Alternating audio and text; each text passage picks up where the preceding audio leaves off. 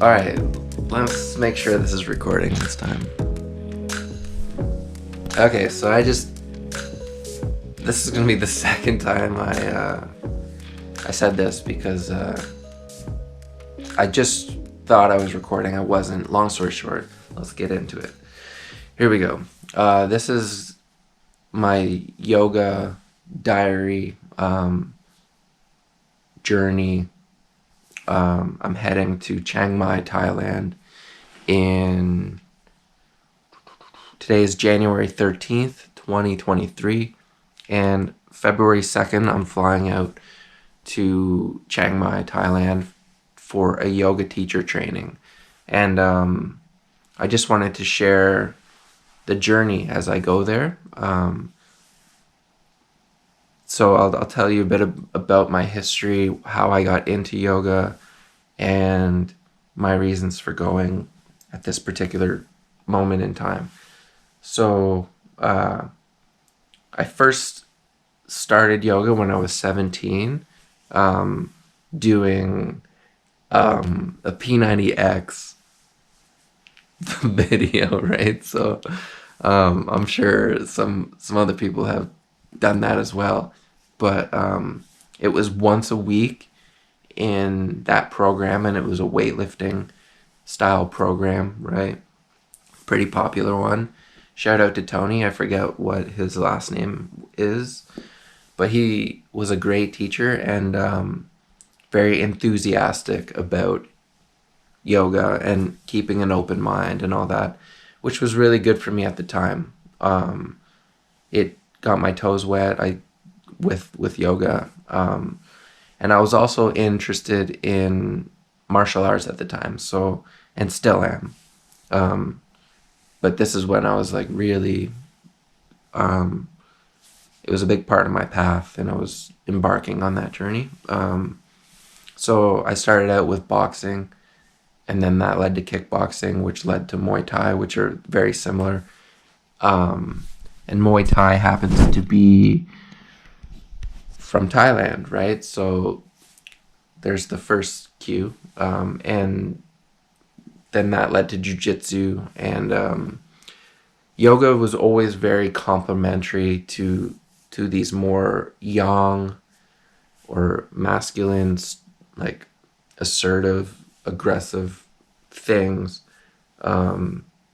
Even though they do have yin qualities, yoga was more about recovery for me, as well as like well-being, like, which I would later discover. At the time, and I think this is for everybody, it starts out as a physical practice, right? But through the practice, you get more in touch with yourself, and therefore you're going to be more in touch with your mental health, your emotional health, your overall spiritual well-being, right? So that for me means like your happiness, how you, you know, the inner stuff, the inner world that we can often neglect because we're so focused on the external world and the physical realm. Anyway,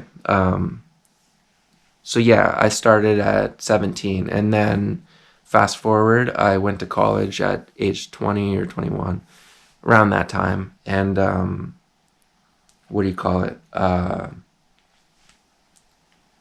went for health and fitness, so everything to do with the fitness industry. And for my my co-op, I decided to do an energy exchange with the yoga studio, the local yoga studio here, and that's when my practice deepened even more, because before I was like interested in still practicing yoga every now and then with.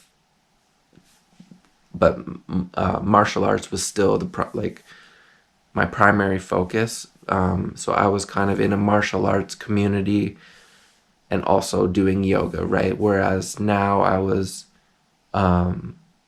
entering a yoga community as somebody who does martial arts, right? So they do share some commonalities, but they also are different, right? I feel like well, one is competition based, and yoga's not a competition, right? Just leave it at that. Um, yeah, I'll leave it at that. Anyway, so I got more, my practice deepened, right? So I was around more yogis. I was part of the community. I was cleaning the studio, all of that stuff, and yeah, I fell in love with yoga even further, and my practice deepened.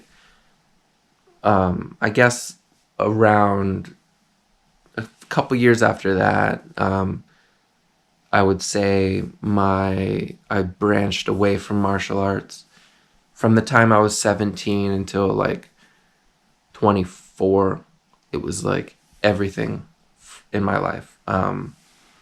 And then I do feel like yoga was a way for me to, yeah, I think it really kind of helped get rid of the competition in me, right? Because up until then I was very competitive, and yoga is not about that at all. And that's what you discover. And yeah, the more that I got in touch with my feelings, my not to become like, overly emotional, or like, that's not it either. It's just like you go from not addressing your inner world to all of a sudden confronting and dealing with everything that um, you've been shying away from. There's a transformation that definitely would happen, and that happened to me. So yeah, so getting back to around that time, my goal, or not my goal, but like I really wanted to go to Thailand for Muay Thai, and I guess what my intention was that after I finished college, I would go to Thailand and study Muay Thai, because that's what I loved and that's what I wanted to do. Fast forward to this very moment, I'm now going to Chiang Mai, Thailand, but for yoga. So I do feel like this was always part of my path. But at the time, I had met another martial arts instructor. I started studying Hapkido and decided at that time to stay here and study martial arts, and it was Hapkido. So my whole Thailand trip got put on the back burner, which is fine, because now it's coming full circle in the way that I feel like is best. But that being said, I'm still going to be doing Muay Thai in Thailand. It's just I don't have the same desire to compete or to express my bravado in the same competitive way. Not that it's not there, not that I'm any less masculine for appreciating a more yin or feminine art or like yoga practice, right? It's just, yeah, I feel more balanced and at ease. But what do you call it? So yeah, when I was out of college, that's what I wanted to do. But now it's come full circle, and part of the reason that I'm deciding to do this at this moment in time is because of the pandemic and stuff. Also, what I wanted to say was, at the time, I don't think I was fully mature enough or ready enough to travel halfway across the world. I don't think I was responsible enough, to be honest with you, to be able to do that comfortably. So I feel like that also is part of the reason I didn't go at that time. But in between, I'm 31 now, by the way. So yeah, from the time I was 21 to 31, I've also done some traveling. I was traveling at that time too, but like solo traveling, backpacking. I've had much more life experience, so now I feel much more comfortable traveling halfway across the world by myself. to do something for myself, right? Also, part of the reason I would like to go is all I've known, all I is the Western world, and